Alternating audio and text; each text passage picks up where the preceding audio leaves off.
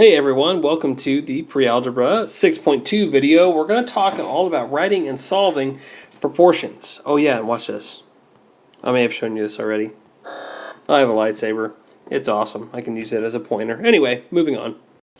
Alright, so what's a proportion? Well, a proportion is really just an equation, so it has an equal sign, that states that two ratios are different. And ratios, again, we see a lot of times, most of the time, in fraction form. So, this would be a proportion. 1/2 equals 3/6, right?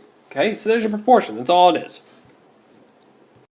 But sometimes we're given proportions that aren't solved, okay? So we see an equal sign and a variable. That, of course, means I've got to solve. So how do I do that? Well, it's pretty simple some of the times. And in this case, I can just look at this denominator and say, okay, that's a 6, and that's an 18. So if this is a proportion, which it is because there's one ratio that's equal to another ratio, right?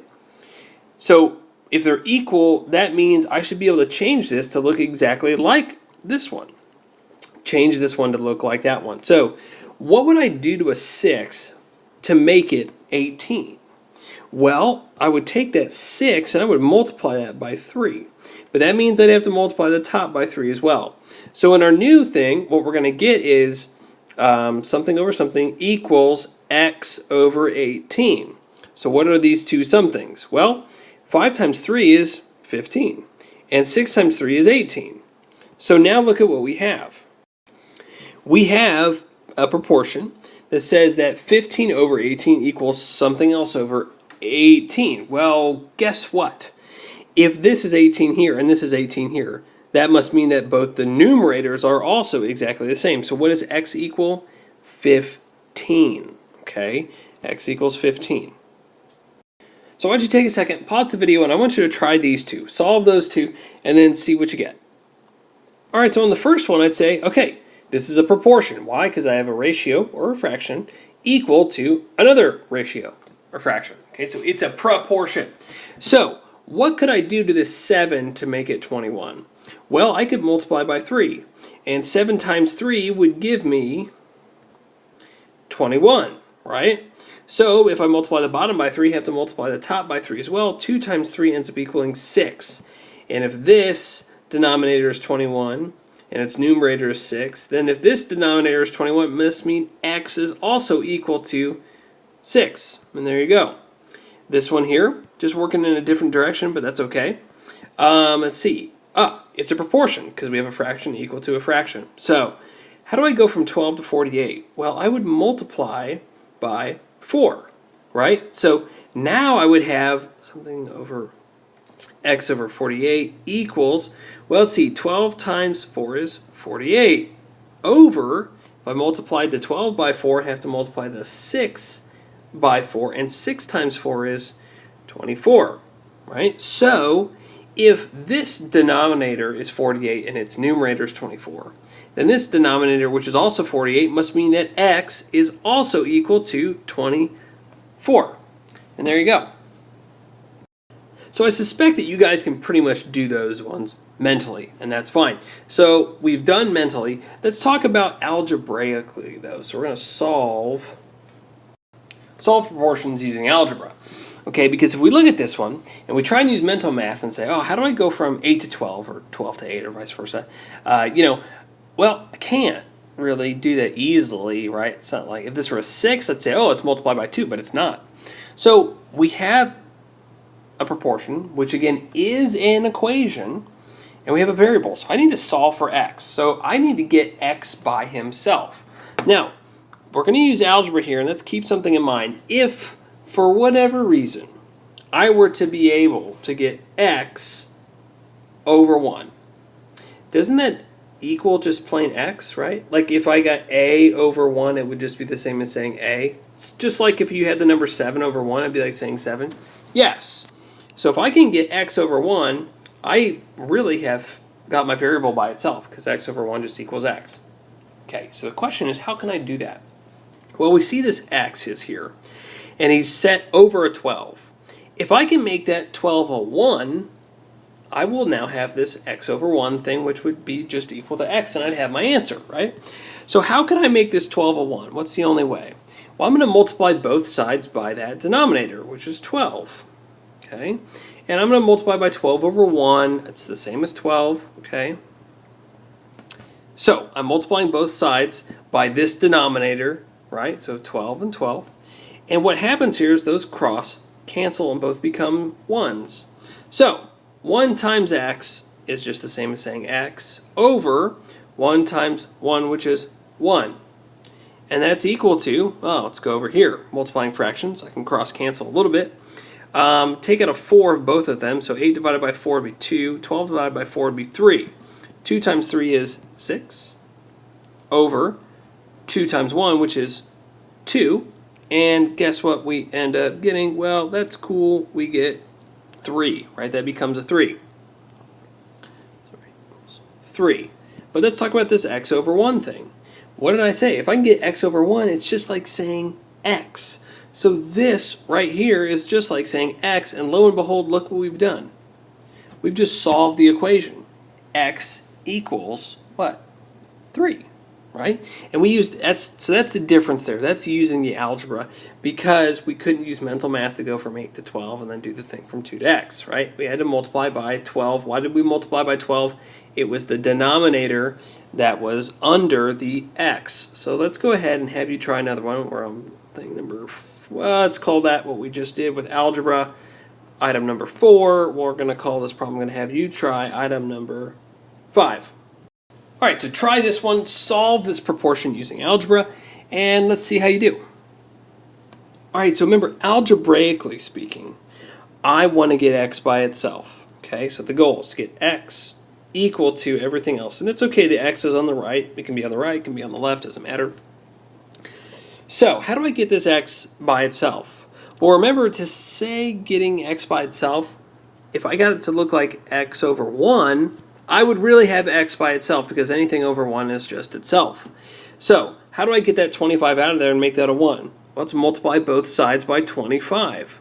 And I'm going to do 25 over 1. It's the same thing, but I just want to multiply fractions by fractions. So here we get some cross canceling. Okay, and I'm going to take the shortcut here and know that when I cross cancel, it's going to be like just having plain x, right? Because this is going to be like x times, well, they cross cancel, become 1 and 1. X times 1 is x over 1 times 1 is 1. So really I have my final x, right?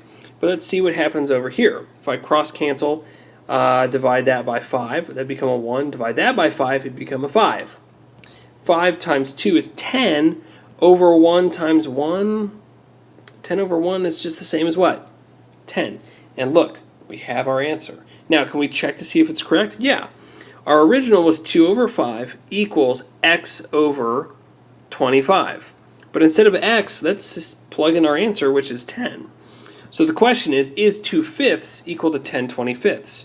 Well, if I multiply 5 times 5, I get 25. And if I multiply 2 times 5, I get 10.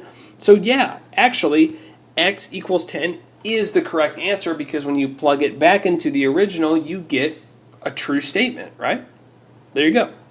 There's been a flu outbreak. You better run so you don't look like this guy.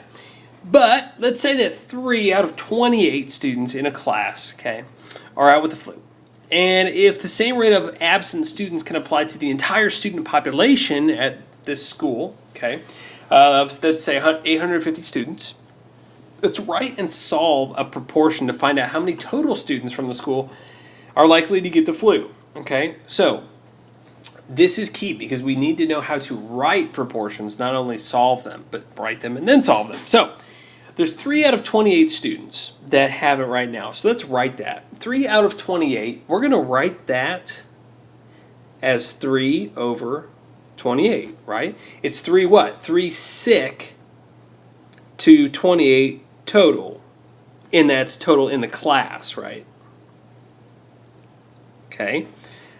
But remember, we're going to write and solve a proportion because the same rate applies, right? So 3 over 28 is going to equal, well, how many 6 students out of the total students in the school? Now, do we know the total number of students in the school? Yeah, we do, right? It was 850.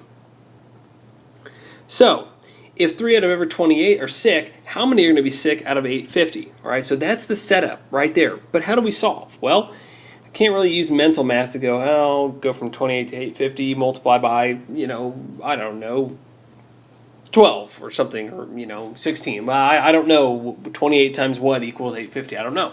So we could either use algebra, or we could, at this point, let's just use some algebra. So when we don't know something, because we don't know how many are sick out of the 850, what do? Well, we use a variable, right?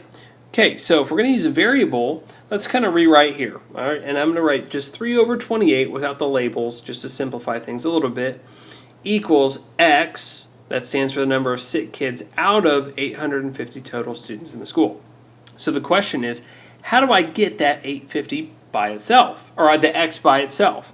I need to get rid of the 850. How do I do that? If it's in the denominator, I multiply by 850 on both sides, because whatever you do to one side of an equation, you must do to the other. But remember, we make it 850 over 1, 850 over 1. Okay, cool. So here, we're multiplying x over 850 times 850 over 1. What's the reason? To get rid of the 850. So I'll cross-cancel them, and it'll leave me with x over 1, which we know is just the same as saying x. Okay, and that equals, well, let's see. Can I cross-cancel anything here? I don't know if I can. I mean, I could divide by 2 on both if you really want. So, 850 divided by 2 would give you 425. 28 divided by 2 is 14. Still really not too helpful. So let's just multiply the 425 times the 3. Okay, so 425 times 3 gets you 1,275. Over 1 times 14, which is, of course, 14. So, 1,275 over 14, that's not exactly a number of students, right? 1,275 14ths of the students? No, but let's take 1,275 divided by 14, okay? So we're just really doing what it's telling us to do right there. And what you end up getting is 91.07. Okay, now we're trying to be reasonable here. We're talking about the number of students. So if I saw 91.07, I'd probably round down and say that, you know what, it looks like we're going to have 91 students who are going to be sick. And that's what my answer would be. That's what I would project if 3 out of the 28 of a class were sick and it's a flu outbreak and the same rate applies. I would expect 91 out of the 850 total students to be sick. All right, guys, that's all I have for you. Thanks for sticking with it. Hope you liked it. Look forward to seeing you in class. Don't get the flu.